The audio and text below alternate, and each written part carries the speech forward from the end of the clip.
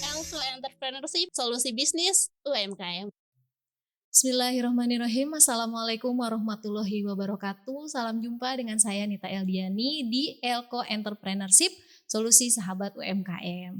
Oke sahabat UMKM, hari ini kita akan membahas sesuatu hal yang sebenarnya sudah menjadi fenomena secara umum, tapi akan kita bahas dan akan kita kupas secara tuntas dengan pakarnya.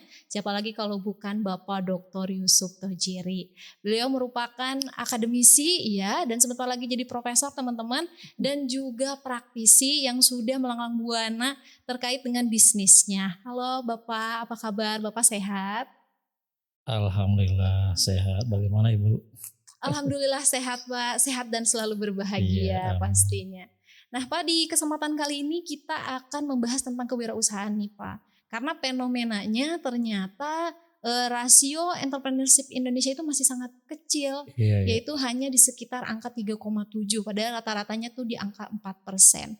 Iya, Jadi sangat urgensi sekali nih, karena banyak program-program pemerintah itu untuk meningkatkan kewirausahaan dari berbagai macam kalangan. Jadi sebenarnya seurgent apa sih kita harus belajar memperdalam terkait dengan kewirausahaan, Pak?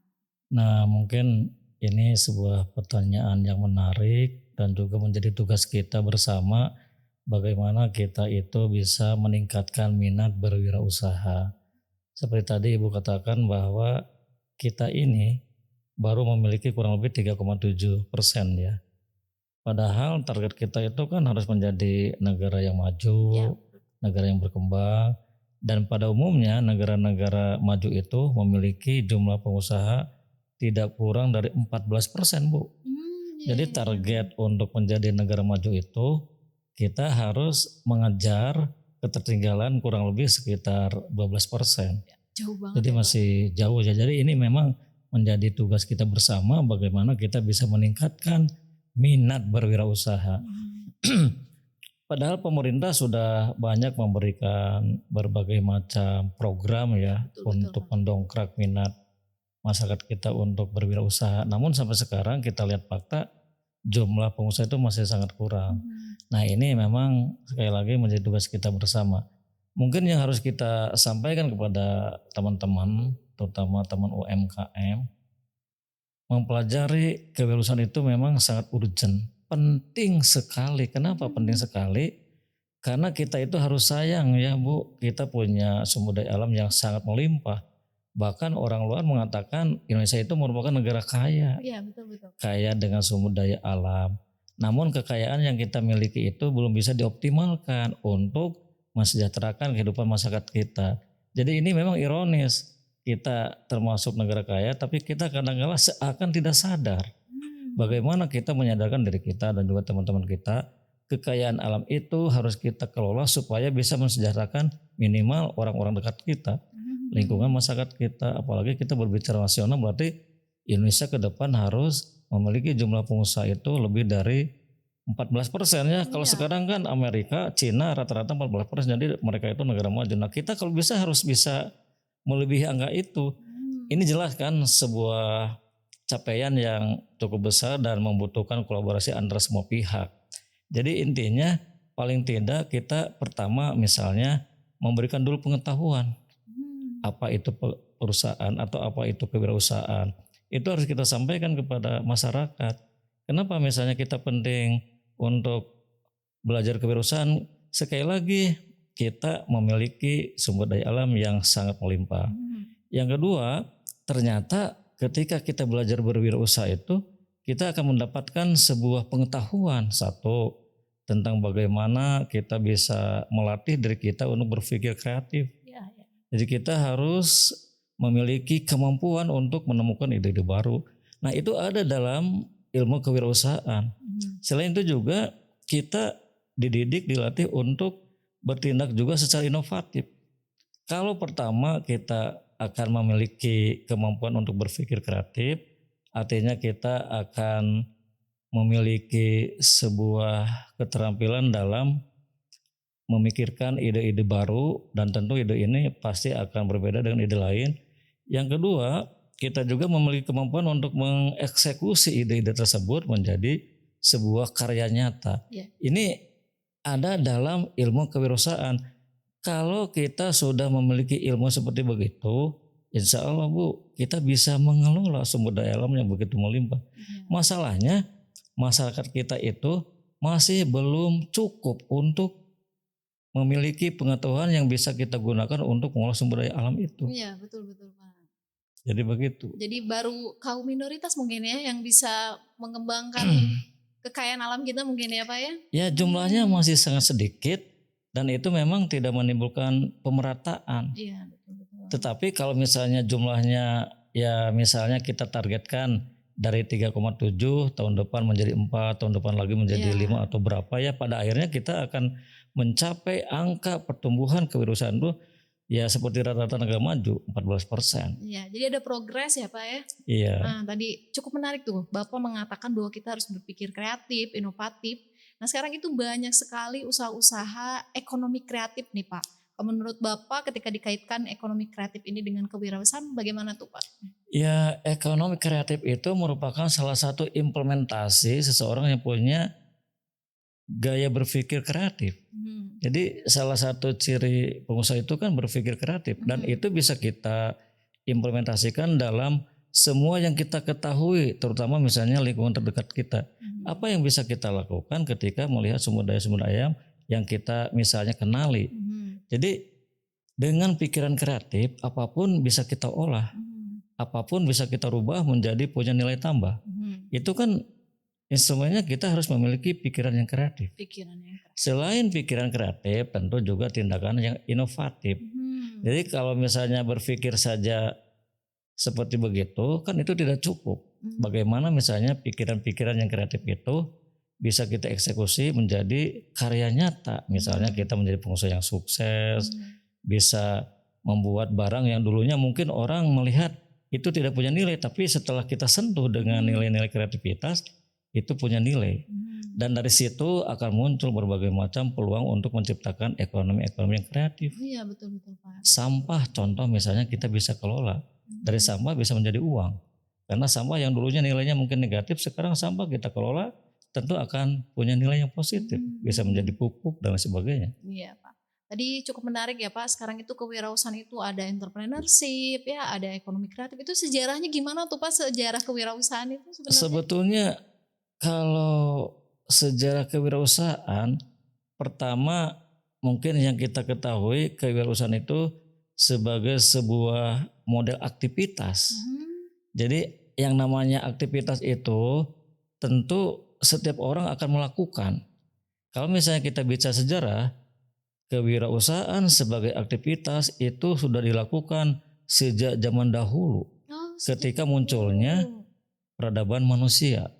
Nah, peradaban manusia sebagaimana yang sudah kita ketahui itu kan bermula dari keluarga Nabi Adam alaihissalam. Nah, dari situ kita pernah misalnya membaca kisah Qabil dan Habil. Qabil pernah menjadi seorang petani, sedangkan Habil menjadi seorang peternak. Dari bertani dan beternak itu ternyata mereka bisa menghidupi kebutuhan keluarga.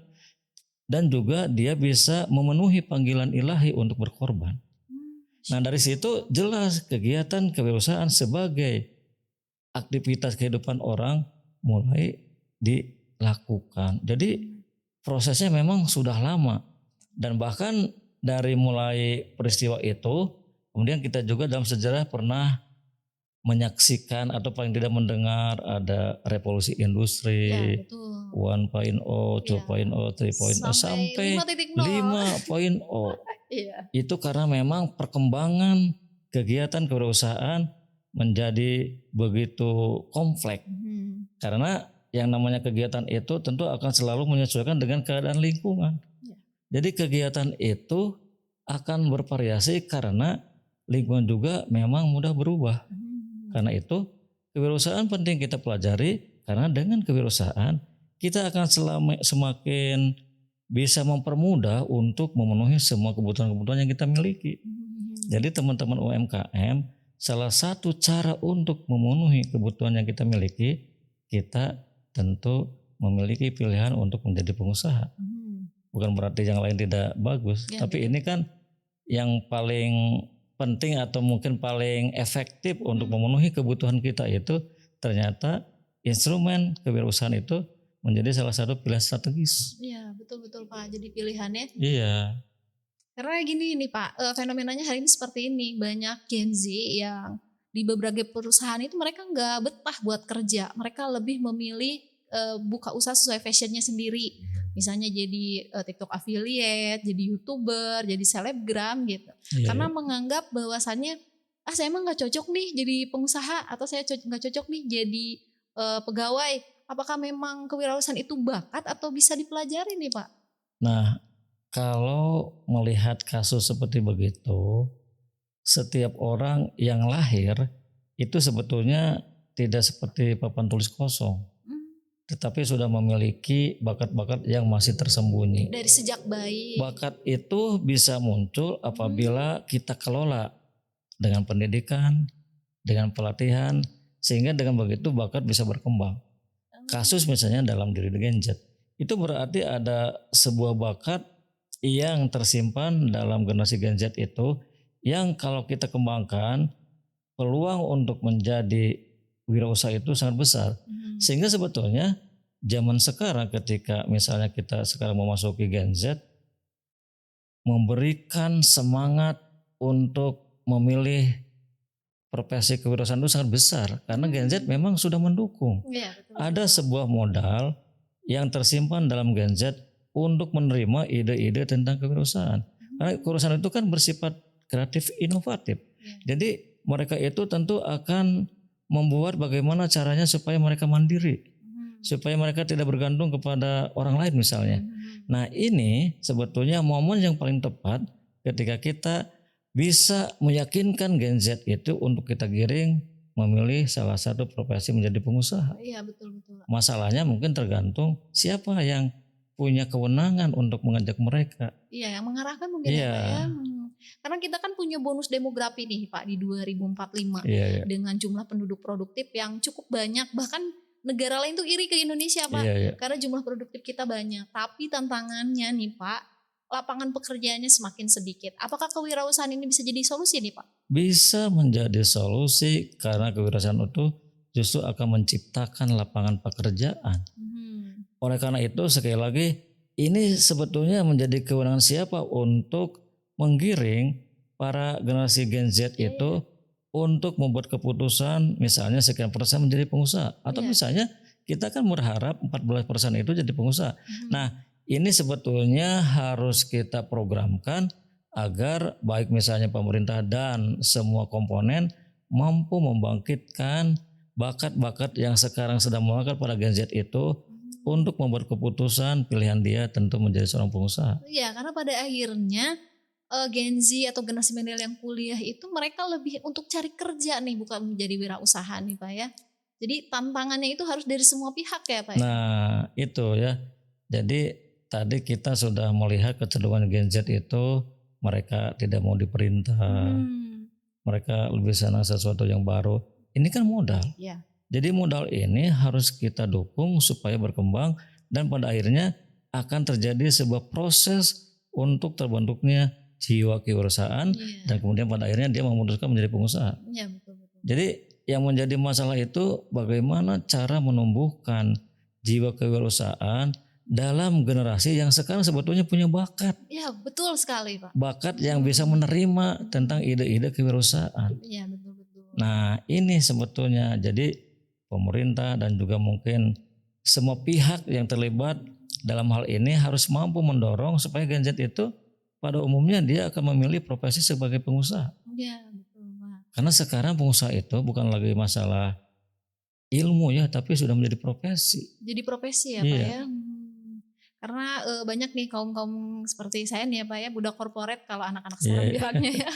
Takut gitu Pak untuk memulai wirausaha karena sudah nyaman dengan salary tiap bulannya yang udah pasti gitu Pak. Nah kira-kira gimana tuh Pak untuk membuang rasa itu? Nah begini ya, jadi saya ingin menyadarkan kepada generasi Z, kalian itu dari sisi potensi tersimpan sebuah kemauan untuk memiliki kemampuan menerima ide-ide kewirausahaan. Tinggal kalian mungkin harus banyak belajar, banyak mencari mentor, banyak bertanya bagaimana caranya untuk membangun bakat yang sekarang mungkin saja masih tersembunyi untuk menjadi pelaku usaha. Ya, memang Gen Z itu kadang mereka punya jalan sendiri tapi tidak ada yang mengarahkan begitu ya Nah, Pak ya. iya. Nah, salah satunya nonton podcast ya Pak ya. Iya. Podcast hari ini nih teman-teman ya. Jadi kita tersadarkan bahwasanya kewirausahaan itu adalah profesi ya Iya, Pak ya. iya. Nah, kemudian tadi rubah balik tadi Bapak cukup menarik mengatakan bahwa kita itu punya melimpah sekali kekayaan alam. Garut aja sendiri nih Pak. Iya, Kita iya. punya laut Pak, pastilah banyak sumber ikan-ikannya. Kemudian kita punya perkebunan. Kita punya pertanian yang sangat luar biasa, tapi tidak berbanding lurus dengan IPM kita Pak, terutama di daya beli kita di Garut ini masih sangat rendah di Jawa Iya, iya. Barat Pak, jangankan di nasional nih Pak, Iya, iya. di Jawa Barat. Jadi gimana sih kewirausahaan ini bisa jadi ekosistem perekonomian yang bisa meningkatkan pertumbuhan ekonomi? Nah begini ya, ini sebetulnya PR buat kita semua ya. Kenapa kita katakan semua ya, kita sebagai akademisi juga berkewajiban bagaimana membantu pemerintah supaya jumlah pengusaha masyarakat kita itu bertambah. Kalau tidak salah itu kan kurang dari 1%. Jadi jelas kalau misalnya tidak ada peran pengusaha, sebanyak apapun kekayaan alam yang kita miliki, kekayaan itu tidak akan pernah berubah. Tidak akan pernah bertransportasi menjadi barang yang punya nilai. Kenapa? Karena tidak ada aktor yang bisa meningkatkan nilai dari nilai material itu. Jadi kita ya mau tak mau harus mendorong tumbuhnya kewirausahaan dalam masyarakat kita. Caranya bagaimana? Ya mungkin banyak cara. Satu mungkin pertama knowledge dulu. Kita perkenalkan dulu kewirausahaan sebagai sebuah ilmu. Kasih pengetahuan dulu. Setelah kita mengasih pengetahuan baru kita satu ketika akan membuat program pelatihan. Dari pengetahuan itu kemudian turunkan kepada praktek untuk membuat dia itu punya experience, punya pengalaman. Nah dari pengalaman itu pada akhirnya dia mungkin tergerak untuk membuat keputusan, saya jadi pengusaha. Kenapa? Sudah punya ilmu, sudah punya pengalaman. Lalu bagaimana supaya kekayaan alam yang kita miliki dan melimpah itu bisa kita optimalkan? Kalau begitu mungkin ke depan Garut bisa menjadi sebuah kabupaten yang jumlah pengusahanya bertambah, kemudian pendapatannya pun bertambah. Kenapa? Terbuka lapangan kerja yang sangat luas. Jadi kekayaan alam yang ada di laut, kekayaan alam yang ada di daratan, kekayaan alam yang ada di perut bumi itu bisa kita optimalkan dengan apa? Jiwa kewirausahaan. Kita akan berpikir bagaimana mengolah sumber daya itu supaya nilainya bisa bertambah. Daripada yang mengolah itu justru orang luar. Iya, betul. Nah ini yang harus kita tumbuhkan. Kayak musim panen di Garut ya Pak, pernah tuh panen tomat. Iya. Sampai dibuang gitu saking melimpahnya gitu. Padahal kan itu bisa jadi ide kreatif ya Pak ya? Iya, kalau misalnya dia berpikir dari hulu sampai hilir, itu kan bisa menciptakan pasar yang begitu banyak. Artinya bagaimana misalnya kita membuat pabrik yang bisa mengolah sumber daya alam itu menjadi produk-produk yang punya nilai. Dari tomat bisa menjadi saus dan lain sebagainya kan bisa. Berarti kita harus berpikir kegiatan usaha dari mulai hulu sampai hilir. Iya betul Pak. Karena kalau kita berbicara ekosistem kewirausahaan nih hari ini di Garut, bukan hanya Gen Z aja nih Pak. Ibu-ibu di rumah aja itu bisa jadi ekosistem kewirausahaan ya Pak ya. Betul. Kira-kira Bapak punya saran gak nih buat ibu-ibu supaya kita itu sebenarnya jadi ibu rumah tangga itu kerjanya 24 jam Pak sih. Tanpa gaji UMR tapi kita tetap kerja, tapi gimana sih supaya kita tetap bisa mengimplementasikan kewirausahaan? Ya sebetulnya dengan kemajuan teknologi, apakah itu ibu-ibu atau siapa saja bisa memanfaatkan teknologi itu untuk membuat produk. Atau mungkin dengan media teknologi kita bisa melakukan kegiatan usaha. Kan seperti tadi bisa menjadi affiliate, Ya, betul. bisa menjadi endorse dan sebagainya. Nah ibu-ibu juga harus bisa memanfaatkan teknologi untuk menjadi salah satu sumber pendapatan. Iya. Apa yang bisa kita kerjakan? Kan ibu-ibu mungkin pandai dalam memasak, pandai dalam misalnya bidang apa, itu kan bisa menjadi produk. Oh, jadi konten Dengan ya? dengan teknologi digital itu kita dengan mudah bisa memperkenalkan produk. Iya. Jadi ibu-ibu dengan waktu yang santai dan mungkin tidak terlampau terbebani bisa membuat ide-ide bagaimana caranya saya bisa menjual barang dengan produk yang ada di sekeliling kita. Iya, betul. Coba lihat. Betul sekali. Jualan comro, Iya, betul, jualan Pak. pisang. Tapi masalahnya kan kemasannya tentu kan. Iya, jadi mungkin beralih dari tradisional ke lebih modern. Nah, jangan dianggap pisang itu, comro itu konsumsi masyarakat biasa, jangan. Kenapa? Karena itu kan sebuah makanan yang kalau kita lihat ya higienis, kemudian juga ya enak. Kalau misalnya kemasannya itu kita sesuaikan dengan pasar, ini kan bisa menjadi peluang. Atau mungkin inovasi combro rasa barbeque mungkin ya Pak Ya ya. bisa, bisa. Jadi banyak sebenarnya yang bisa dilakukan oleh ekosistem kita ya Pak. Banyak Mulai ya. dari Gen Z, mulai dari ibu-ibu, apalagi dari bapak-bapak itu sendiri ya Pak. Nah kan Bapak ini sudah menjadi praktisi kewirausahaan yang sudah sukses lah Pak ya. Kira-kira nih Bapak ada nggak di satu titik terendah tapi Bapak bisa bangkit untuk sehingga bisa berada di titik ini gitu Pak? Kan yang namanya pengusaha itu harus punya kesiapan untuk menerima risiko apapun. Ketika sukses jangan dulu ketawa ya. Kenapa? Biasanya kan setelah ketawa itu menangis. Jadi ketika sukses juga kita tetap harus tenang dan kita harus waspada. Kenapa? Karena kekayaan itu bisa menjadi sebuah ujian. Kenapa? Orang-orang kaya itu kan uncontrol. Apalagi ketika kita sedang jatuh. Padahal jatuh itu merupakan salah satu tahapan untuk menuju kesuksesan. Jadi kita tetap harus tenang. Ketika jatuh justru yang harus kita lakukan apa yang membuat kita jatuh. Apakah ini sudah masanya atau mungkin ini sebagai salah satu ujian untuk meningkat kepada tahap-tahap berikutnya. Jadi kuncinya tenang ya Pak Iya. ya. Karena ada orang yang dia udah kewirausahanya bagus tuh. Udah ada di puncak. Tapi dia lupa gitu nilai-nilai lebih rendah hati mungkin Iya, ya Pak iya. ya. Jadi lebih sulit mempertahankan atau mencapai sih Pak. Iya betul. Jadi biasanya kalau sudah menjadi orang sukses paling susah itu mempertahankan kesuksesan. Kenapa? Karena biasanya orang-orang sukses itu suka lupa kontrol. Uncontrol tadi kata Bapak ya. Begitu, lupa kontrol. Kontrol apa tuh Pak tuh? Ya emosi kita harus kita kontrol. Biasanya kalau orang sukses kalau tidak kita kontrol emosi itu mudah berubah. Dan emosi itu pada akhirnya mempengaruhi perilaku kan. Iya. Perilaku konsumtif, perilaku menjadi kurang efisien gitu kan. Iya. Itu karena memang watak-watak orang yang sudah merasa sukses kemudian unkontrol. Jadi jatuh gitu ya Pak ya. Bisa jadi. Kalau buat bangkit lagi gimana sih Pak? Karena di luaran sana nih sahabat UMKM itu pasti udah nyoba berulang kali jatuh lagi supaya tetap bangkit itu gimana tuh? Ya begini teman-teman UMKM, ketika kita sedang mengalami kejatuhan, kita itu harusnya memiliki kemampuan untuk menentukan faktor-faktor apa sajakah yang membuat kita jatuh. Kalau faktor itu sudah kita ketahui berarti kita harus mencari solusi sesuai dengan faktor itu. Contoh misalnya begini, kenapa misalnya perusahaan kita jatuh?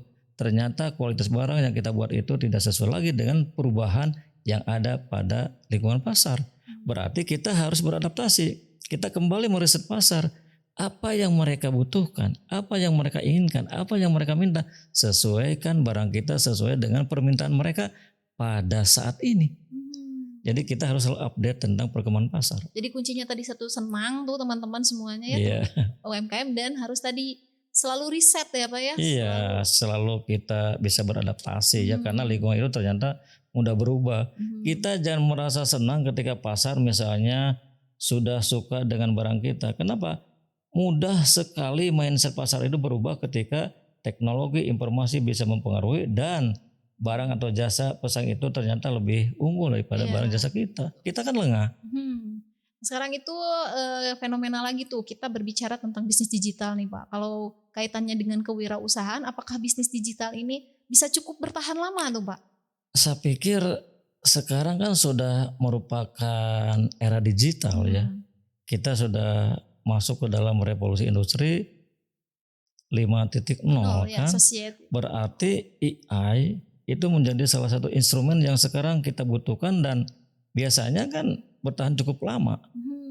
Jadi revolusi dalam pemikiran itu tidak terjadi secara mendadak, ada sebuah proses.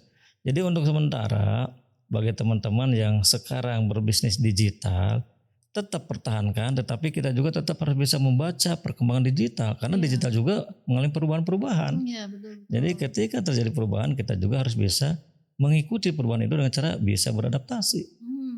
Ini ada nih sobat UMKM kita yang kalau bikin produk itu sekarang lagi viral nih Pak. Misalnya sekarang lagi viral itu bikin usaha mochi.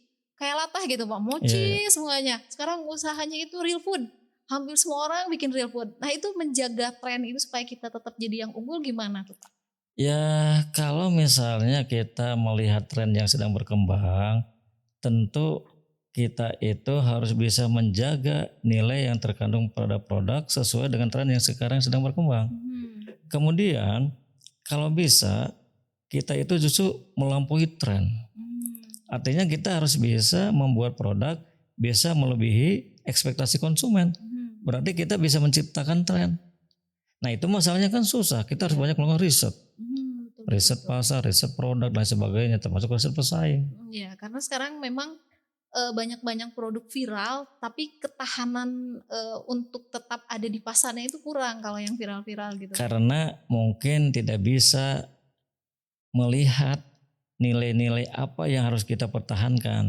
Tetapi justru secara kebetulan itu kan Fed ya, sebuah permintaan yang datang secara tiba-tiba dan hilang pun secara tiba-tiba. Jadi kita harusnya ketika misalnya masuk dalam sebuah tren, kita itu harus bisa membuat produk atau jasa yang bisa melebihi nilai produk atau jasa itu dari tren yang sedang berkembang. Nah kita harus pandai meriset.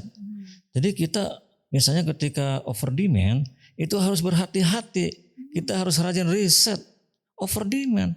Kenapa? Barang yang kita buat itu menjadi kesukaan banyak orang.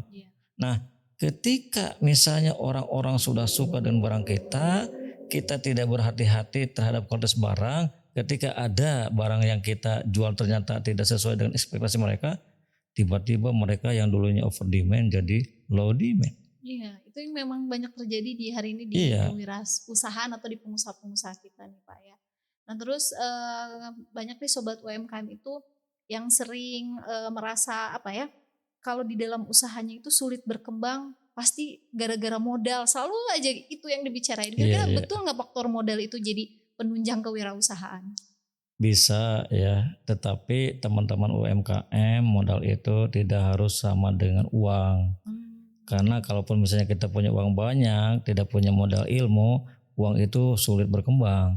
Karena kita tidak punya ilmunya, bagaimana cara mengembangkan uang kan? Jadi sebaiknya kalau kita berbicara modal itu memang harus terintegrasi dengan modal dasar yang harus kita miliki. Modal pengetahuan, kemudian modal moral. Orang punya pengetahuan, tapi etikanya kurang bagus. Tetap saja nilai moral itu bisa menjadi pengurang terhadap pengetahuan yang kita miliki. Yang pada akhirnya produk-produk yang kita jual itu punya brand yang kurang bagus. Jadi semuanya memang harus terintegrasi. Modal intelektual, kemudian modal moral, modal sosial, modal mental, termasuk juga modal uang. Itu harus terintegrasi, harus kita siapkan. Harus disiapkan ya, termasuk modal kemauan juga ya Pak ya. Betul. Sangat menarik sekali sih kalau kita berbicara tentang kewirausahaan, apalagi di Kabupaten Garut ini Pak. Dengan banyaknya bermunculannya kafe-kafe di Garut ini Pak. Banyak banget gitu Pak ya. Kemudian banyak makanan-makanan yang viral, itu kan bentuk kewirausahaan ya. Ada nggak tips dari Bapak supaya teman-teman yang lagi usaha di bidang itu supaya bisa tetap eksis? Ya sebetulnya kuncinya sangat sederhana. Supaya kita eksis dalam bidang usaha yang sudah sekian lama kita geluti, jaga pasar dan kalau perlu tingkatkan pasar dengan cara bagaimana? Kita tidak boleh berhenti untuk memberikan nilai kepada produk atau jasa yang kita jual kepada konsumen. Jadi sekarang mungkin mindset kita itu bukan hanya sekedar memenuhi, memuaskan, tetapi harus bisa melampaui harapan-harapan konsumen supaya konsumen itu tidak ada pikiran untuk berpindah ke produk pesaing. Itu saja sebetulnya kuncinya. Karena fun fact-nya nih teman-teman, Pak Yusuf ini udah berapa tahun sih Pak Bapak di bidang penyamakan kulit ini? Saya dari 2002. Berarti sudah sekitar 23 tahun berarti ya Pak. Berarti beliau sudah sangat bisa, bukan hanya sekedar teori nih teman-teman, bahwa beliau itu memang sudah melakukannya mungkin ya Pak ya. Tidak mungkin selama 23 tahun mulus terus gitu Pak. Atau pernah mengalami dinamika gitu. Ya itu tadi kan yang namanya berbisnis itu kita harus sudah mempersiapkan mental kita ketika kita menghadapi masalah-masalah yang sifatnya itu mungkin bisa mengganggu pikiran kita, mengganggu usaha kita. Atau misalnya ketika kita menghadapi peluang tetap harus tenang. Karena dengan ketenangan semua permasalahan yang ada itu bisa kita atasi. Tapi kalau kita tidak tenang, tentu masalahnya semakin melebar. Nah, itu plot twistnya ya teman-teman. Jadi dari apa yang disampaikan oleh Pak Yusuf ini bukan hanya sekedar teoritisnya ada tuh tadi kita ambil benang merahnya bahwa kewirausahaan itu urgent banget ya Pak ya, Iya, untuk betul. mengembangkan sumber daya kita dan meningkatkan perekonomian. Dan kuncinya tadi tenang dan banyak inovasi ya Iya, Pak iya, ya. betul. Nah teman-teman semuanya nggak kerasa banget kita ngobrol-ngobrol sama Pak Yusuf, sebenarnya masih banyak Pak yang ingin ditanyakan dan mungkin teman-teman pengen nanya apa tuh ke Pak Yusuf terkait dengan bagaimana mempertahankan produk, bagaimana tadi sedikit disinggung tuh nanti mungkin kita bisa bahas tentang bagaimana mempertahankan pasar. Iya, Nah iya. bisa tanya-tanya tuh di kolom komentarnya Iya, iya. supaya nanti kita bikin khusus podcast sesuai dengan yang teman-teman butuhkan ya, terutama Iya, iya. buat sahabat-sahabat UMKM. Nah begitu mungkin Bapak, terima kasih sekali atas Ya, waktunya sama-sama. untuk sahabat UMKM ini karena ilmunya sangat berharga sekali. Terima kasih semuanya teman-teman, sampai jumpa kembali di Elko Entrepreneurship Sahabat UMKM. Terima kasih, wassalamualaikum warahmatullahi wabarakatuh. Waalaikumsalam. Elko Entrepreneurship, solusi bisnis UMKM.